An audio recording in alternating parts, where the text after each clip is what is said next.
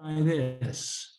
Your default microphone has changed to microphone, it's gone now. Did that help any?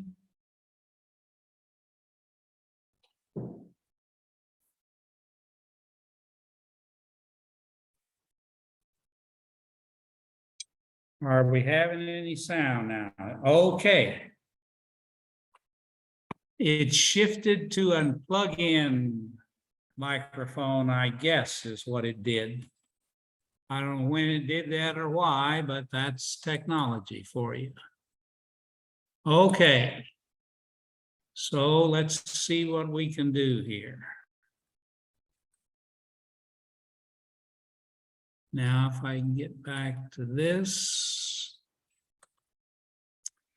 Okay. The whole Buddhist enterprise starts with the view, the understanding that Buddha has about who we are. Obviously, his view has been adjusted, modified, added to, explained, developed through the years, through the centuries. And so there's a whole variety of opinions on this. His view seems to center in the fact that we are so impermanent, so transitory, so in constant flux, that you really can't postulate that we really exist as a independent, distinct being, spiritually, and certainly not eternally. Now, he was a Hindu, so he believed in the transmigration, the reincarnation of being. And Hudson has one of his classic illustrations of that. As a flame is passed from candle to candle to candle, can you really say that's the same flame?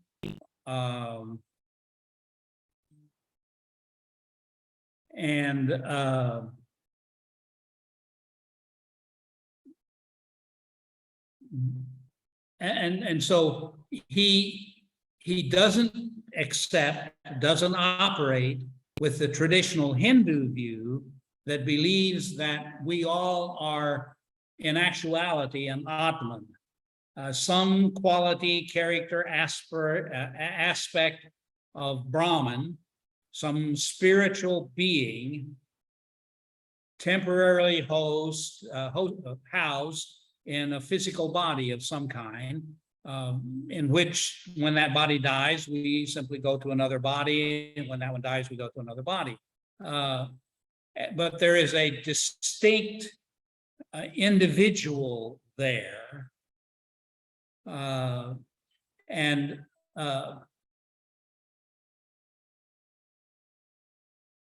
Buddha himself doesn't feel that you can actually claim, certainly not prove, that there is such a permanent being, which of course would have to be spiritual by very nature of the fact that the bodies are always dying.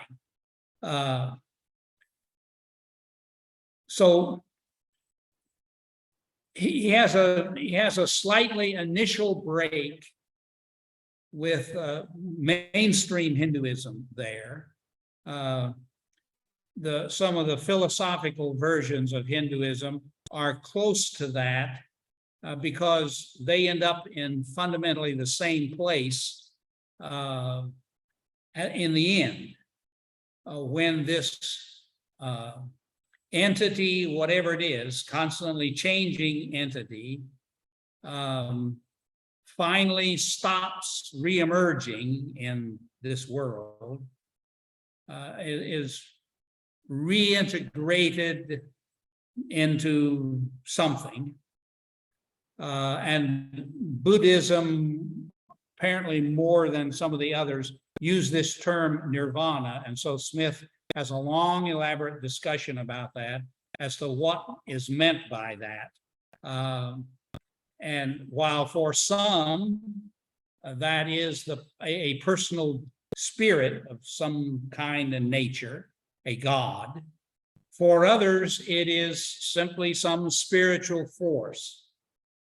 And if in fact you are ultimately amalgamated into this ultimate reality, then you can believe that there was never really a you to start with. It was simply this offshoot, this aspect, this atom of this Brahman that you experienced.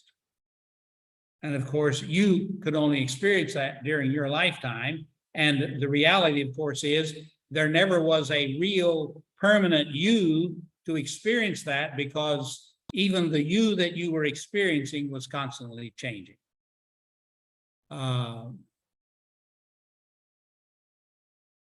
And in this impermanent existence,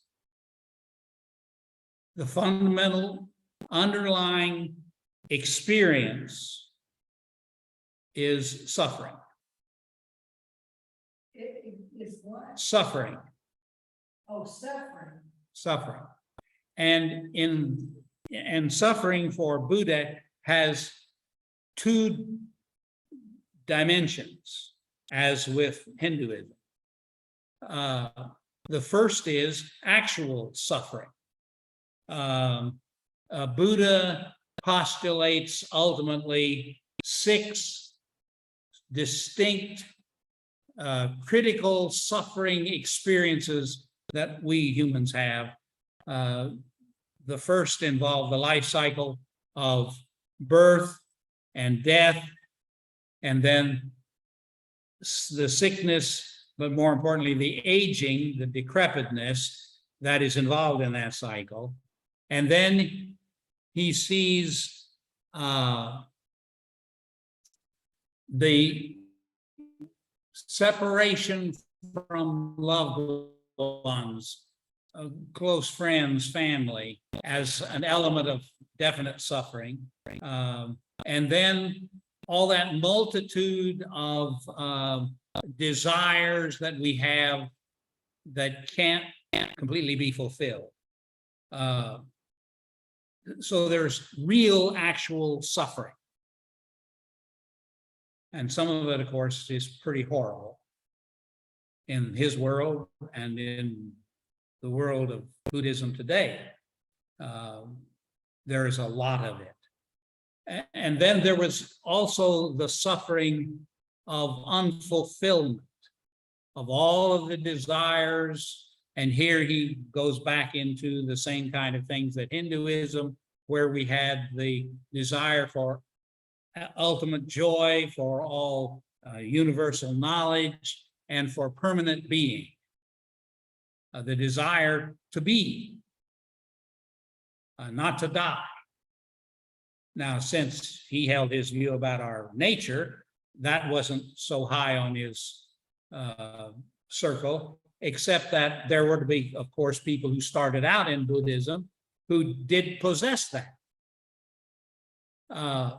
And it's this suffering, he believes, is derived from our desires, but not necessarily the sensational, the desires of sensation, but much more for him, the private, personal, selfish desires.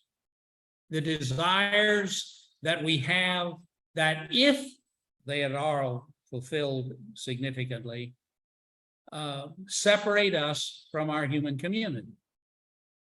We want things that, in order to have, somebody else can't have.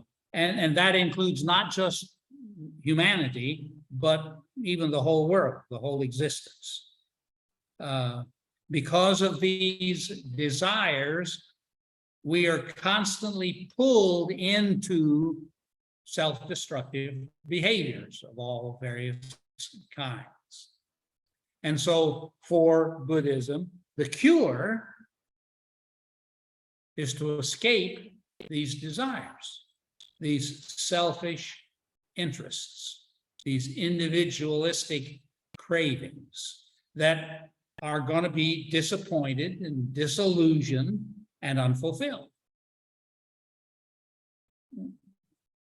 And we have to lose this self-consciousness, this self-interest, in order to not have these sufferings. And in the process of doing that, you see, we draw ourselves closer and closer to this ultimate reality that doesn't have these desires. And the way to do that, he ultimately regularizes in this 8 steps. Really, Smith insists there are 9 steps. A rigorous, disciplined life in concert with others. And this is the 9th pathway that Smith feels like really should be there, because throughout this process, Buddha insists that, since, of course, you see, what you're trying to do is suppress these individualistic, selfish interests, you can only do this meaningfully, ultimately, in concert with others, both from the standpoint of acquiring interest in others to the degree that you begin to overpower your individualistic desires. And more importantly, especially in the initial stages, you have to have people who can help you on this pathway, because it's not simple. It's rigorous. And so you got to have help. And so here are the 8 steps to the view, to the process. And they are understood as steps. So you progress from one to the other. And the first thing is you start with right views. You have to have an understanding, a clear understanding of the right truths. Don't that, it's not just a matter of a whole lot of information. And there's obviously in this world, in our selfish interests, our culture, our society, our own thinking, our upbringing has given us all kinds of ideas and ideals that aren't even true. They're wrong. They're bad. And so you have to start with the right truths. And this was his career as a teacher, of helping people to realize what the important truths really were. And of course, the fundamental ones are those 4 basic truths about your situation, yourself, and what you're going to do with it. Once you gather enough information to begin this work, you have to develop a real right interest, which is your passion, your commitment. This isn't something that, even when you know some of the basic information, you're going to be able to do something with easily. This is going to be a constant battle. And you're going to have to be fully committed to it. Then you're now prepared to talk about it in the right way. But there, of course, going on here is not just what you talk about and how you talk about it. There is the awareness, the thoughtfulness, the mindfulness that we're going to get to a little bit further down in a very pointed way, so that you are conscious, carefully, thoughtfully conscious of what you say. And in that, there were two preeminent truths, ideals, values that he emphasized. And the one is that what you say should be true. You should never say anything that is not true. And then you should never talk about anything that is not thoughtful, caring, charitable. And consequently, he had some real no-nos, like gossip or unkind words, thoughtless words, slander. Those kind of things you just absolutely should not say. And obviously, you see, he's starting here with something that you can, quote, fairly easily control. Now, what's going through your mind, as we're going to see, and how you act, it can become a little more difficult because it involves other things. But if you're going to get started on this, you at least need to be able to talk right. Change your speech patterns. And then, of course, you enlarge that to all of your conduct, not just what you say, but what you do. And again, it's not just what you do, it's your mindfulness of what you do. That you're thinking about what you do, that you think about it before you do it, that you think about it while you're doing it, that you think about it after you've done it. Why did I do it? Why did I do it this way? Why did I do it at this time? Why did I do it to this person or with this person? So there's this constant reassessment of what you did. And here again, he has some real no-nos, as well as some things that you really should try to do. No-nos take, of course, the first stage. So there are actual rules against killing or injuring, lying, drinking intoxicants, not stealing, and being unchaste.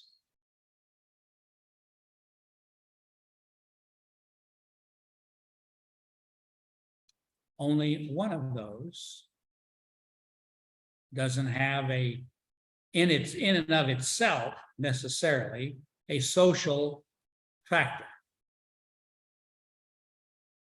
Unchaste obviously involves another person, as does stealing, lying, and killing.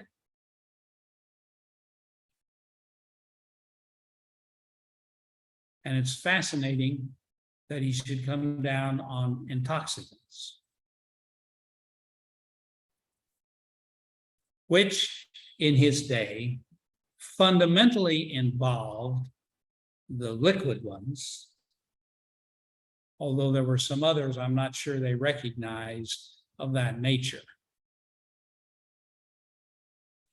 Now you're ready to take the serious step of changing your conduct, if necessary, to the place that it consciously affects your livelihood. And here, there is a very clear,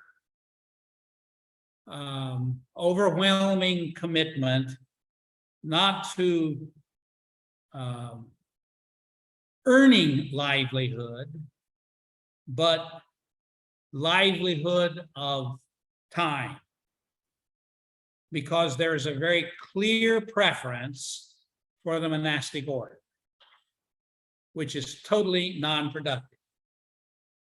The monastic order in Buddhism, as in most of Hinduism, is not like the monastic order of the Western Christianity or even Eastern Christianity form, where in many cases, in most cases, the monastery becomes productive with something, at least in producing their own food, for instance. In some cases, they become skilled at a whole variety of things. But in the monastic orders of Buddhism, the monks are totally dependent upon somebody else to give them their bowl of meal each day, because they don't farm or harvest or grind or bake. But if you're really going to get very far in this, you're really going to have to go there, because it just takes so much time in order to get very far very soon. However, he recognized there were a lot of people who believed what he said, understood what he said, wanted to follow the steps, that couldn't, for a variety of reasons, go there. An obvious case to start with, of course, is you're already a grown man with a family.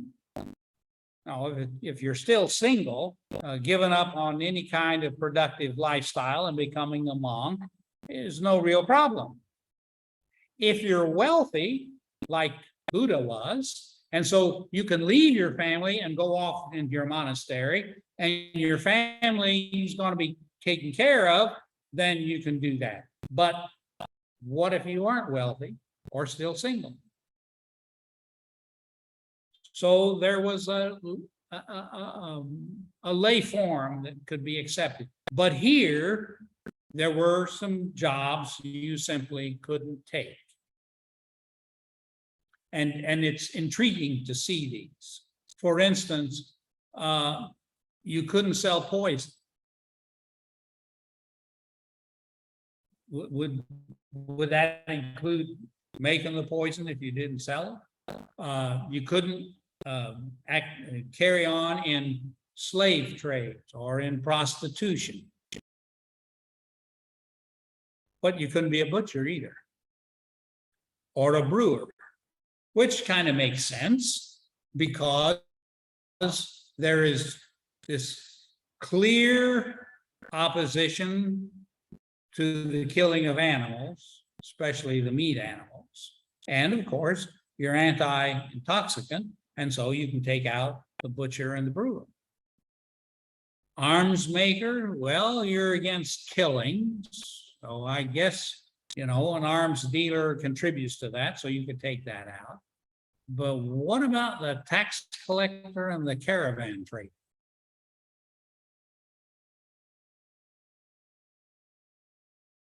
Especially the latter. How is that injurious to human life? When in fact, you see, the caravan trader is a very, very essential participant in the economic well-being of a country. Because especially in the ancient world, equally true in our present modern world, there are many, many things that your culture, your technology, your society needs that aren't indigenous to your area. And how are you going to get those without an import-export operator of some kind or another?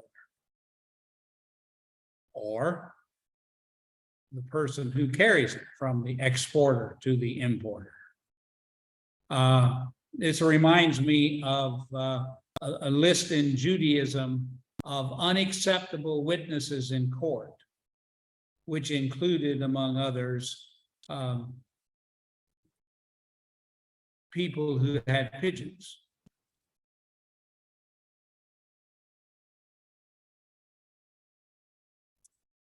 Now that you've started this process, you have to intensify it.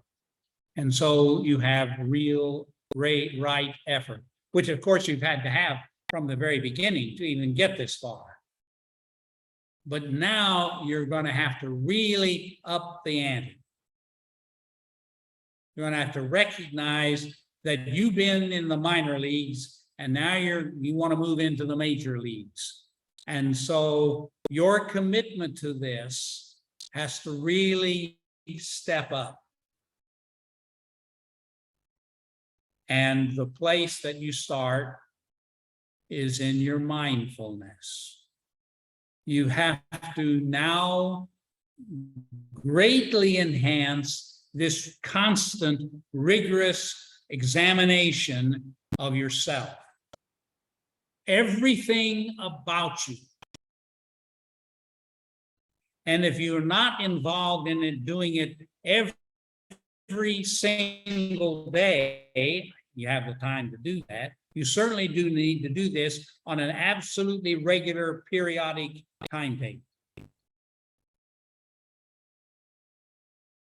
And you have to do this to the degree, to the extent that you come to these accomplishments. And that is your full recognition, emotionally, intellectually, that everything is in flux. Even your own consciousness, which is obvious to us, especially in the modern world when now they say we have barely a 5-second attention span. Everything is constant. And what's going on here is not so much the relatively obvious intellectual recognition of this, but your deep-seated, even subconscious acceptance of this, that this is the reality. And there's not much you can do about it. It's not really controlled by us. When we try, we start thinking about something else. You also should come to the place that you recognize that there are patterns. They're obsessive, they're frequent, they're regular, they never go away. Certain smells, sights, sounds, sensations, bodily sensations, touch, trigger almost automatic thoughts. There's a very direct connection between your thoughts and your physical body.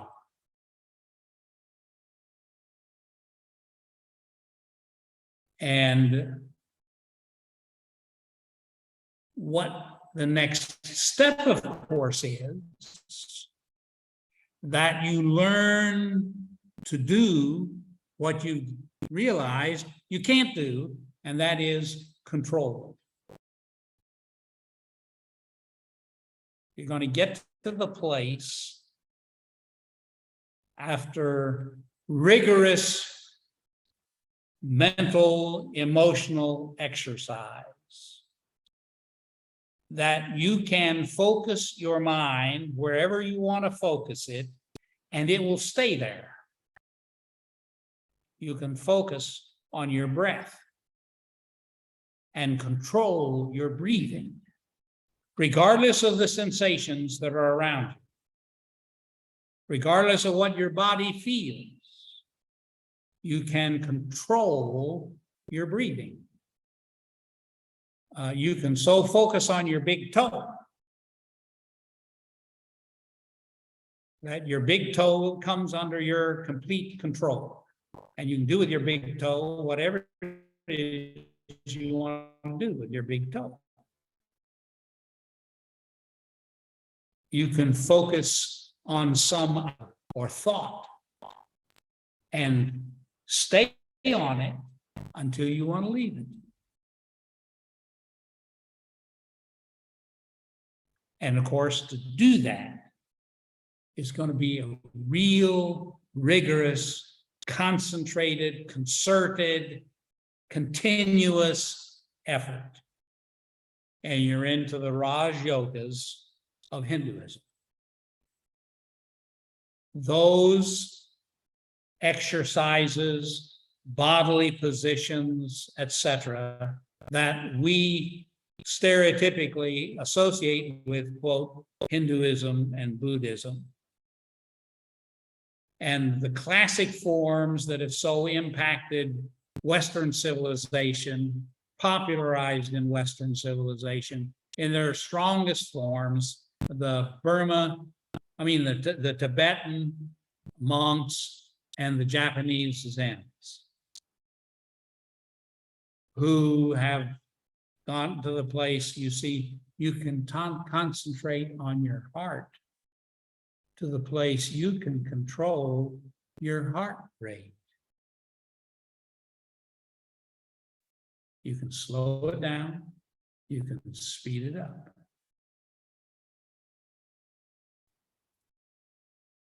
That there's nothing about your body or your mind or your heart that you cannot control if you choose.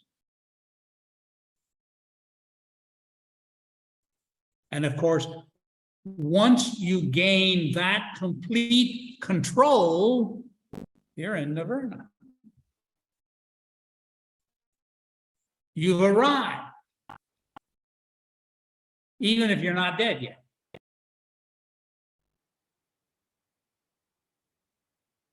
And you're so at one with this reality that when this time you die,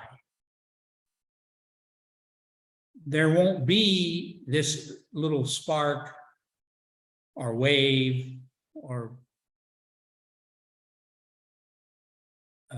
true obtrusion that needs to come back into a body again, because you will fit so well with it, it won't cast you off, send you back.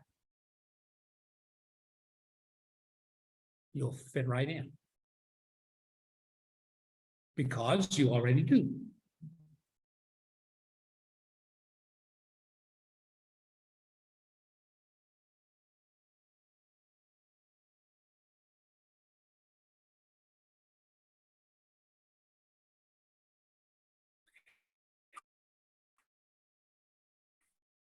And the ideal, of course, body gives out there too.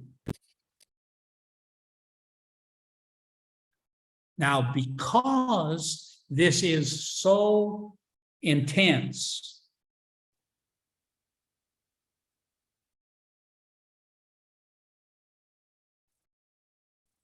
there were a lot of people who couldn't go that far. And so very early, Buddhism developed these two streams, the Theravadas, who are the monks, the committed. Now, they may not be successful enough at their commitment that they get very far ultimately, but at least they're trying.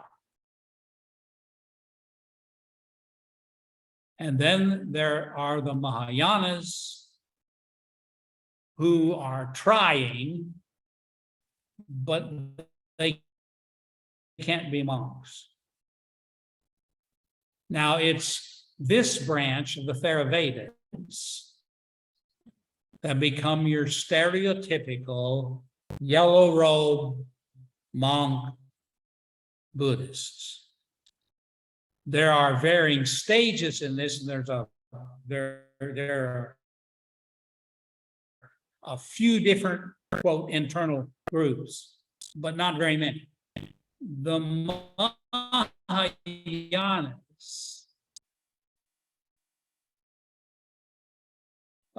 are much more popular, much more diverse based on which country they are in, and much, much more religious. And this is the religious Buddhism of most of the temples, for instance. Now, the temples have their monks, both ones well along in their journey who are leaders in the temple, and then ones who are attached to them, trying to get started and go along with them. But the temple is there much more for the religious setting, a place for the Mahayanas and the less involved, the lay serious to come and do religious practices.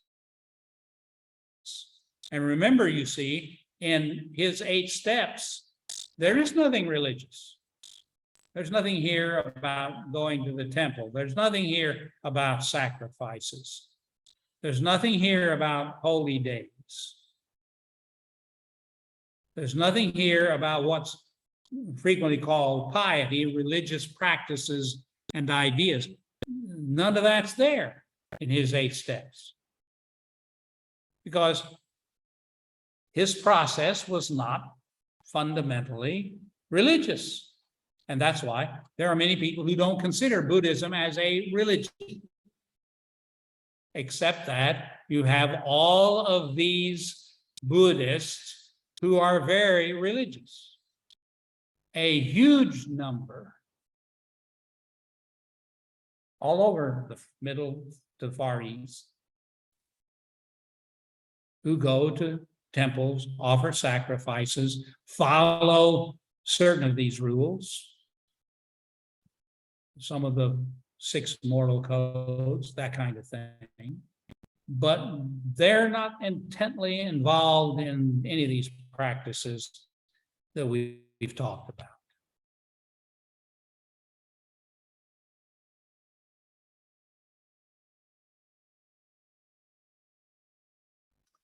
And for these people, Smith points out, Buddha is not just a teacher, he's a savior.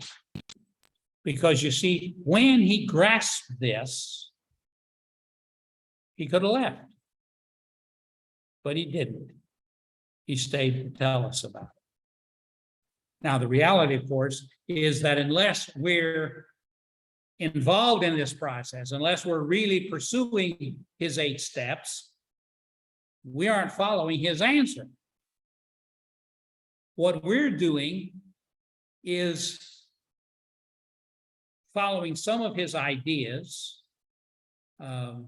almost worshiping him, and carrying on these traditional religious practices that we've adopted from whatever culture, religious background we were involved in.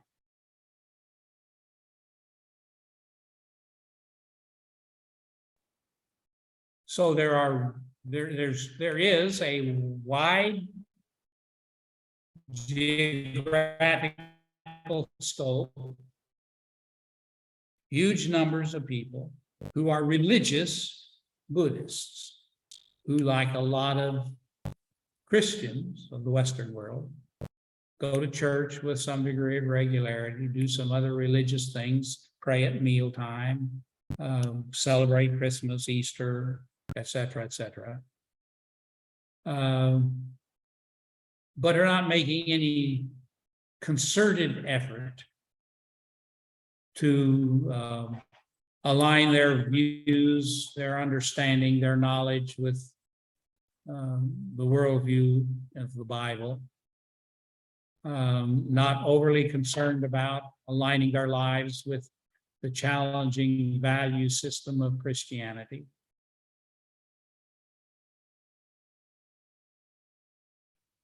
But they're Christians.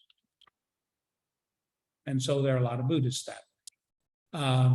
Then he spends a significant amount of time in the book talking about these 2 classic, the Tibet, the Dalai Lama, a branch of very, very highly disciplined monk system that develops in the Tibet, which of course has now had to leave Tibet to a significant degree because of the communist Chinese takeover of Tibet. And then the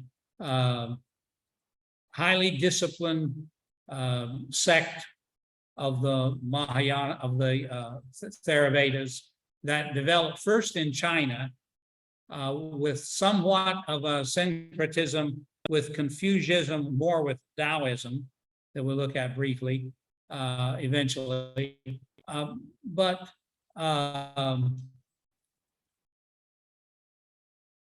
from even Smith's vantage point, almost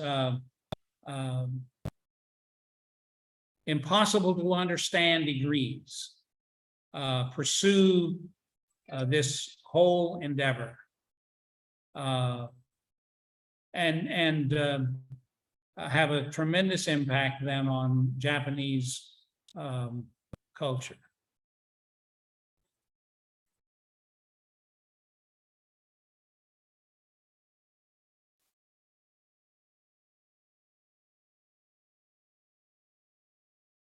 And then, of course, you get the American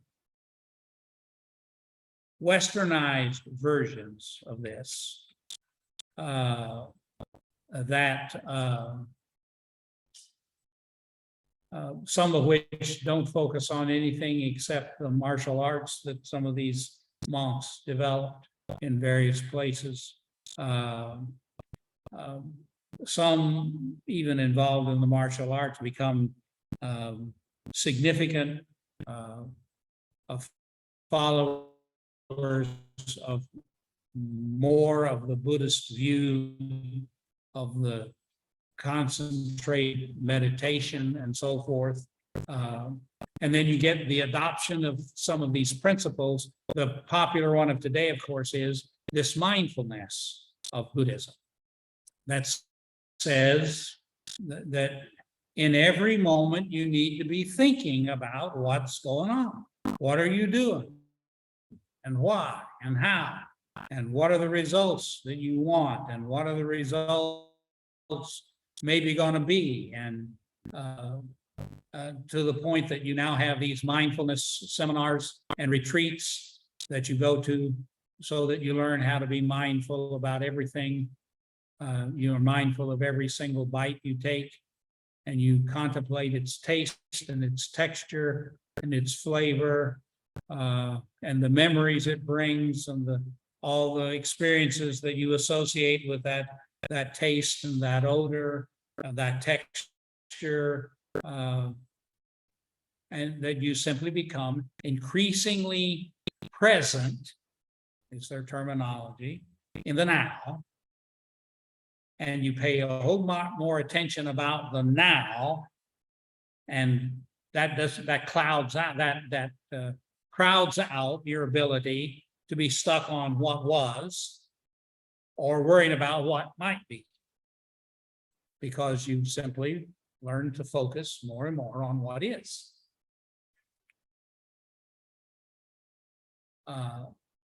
And it's these practices, these procedures of Buddhism demonstrate that they can have significantly productive consequences on how a person lives. The Zen monks, the Tibetan monks, huge number of Buddhists demonstrate their ability of acceptance, of tolerance, whole variety of issues, both the social conditions, the physical condition. So it's cold, so it's hot, so, so what? So I can't get a drink of water today, so I can't have any food today. So they hate me, so they want me out of town, so they robbed me, so they stole from me, so why should I let that bother me? And in this respect, you see, they align with a lot of modern psychology who insists that how you respond to situations is not caused, the circumstances were, how you respond is caused by you.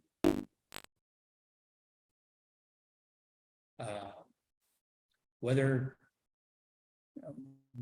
the old classic one that I remember of the two American shoe salesmen that show up in early 19th century Africa, and they both get off the same ship and they walk to their hotels and they put their goods down to their hotels, and both of them walk to the telegraph office, and one sends back and says, nobody wears shoes here, I'm coming home.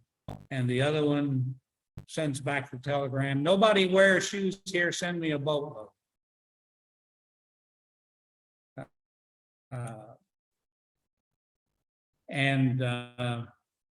You don't have any trouble at all seeing frequent mention of this kind of equanimity in Christianity. Paul's rejoice always. Also, they threw boulders at me and tried to kill me. They beat me up and put me in stocks in prison. Sing songs. Our behavior is our behavior.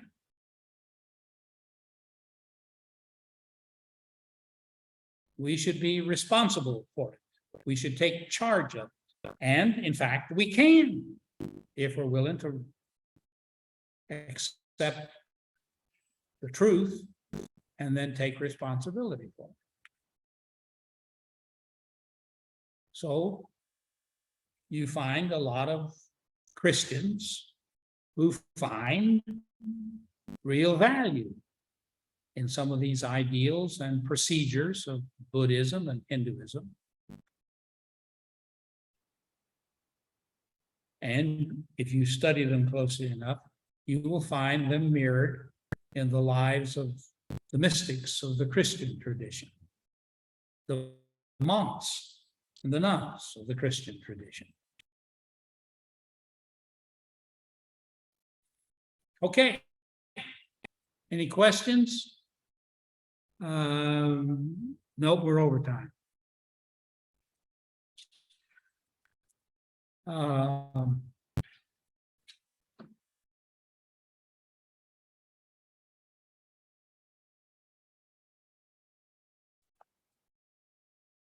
Next week, we're ready to leave the western edge of the Orient and go further east to Confucianism.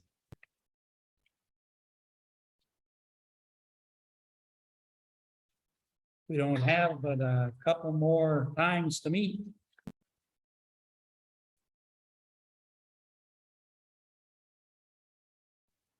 Glad you could make it, John Lynn, and glad I could figure out what was going wrong.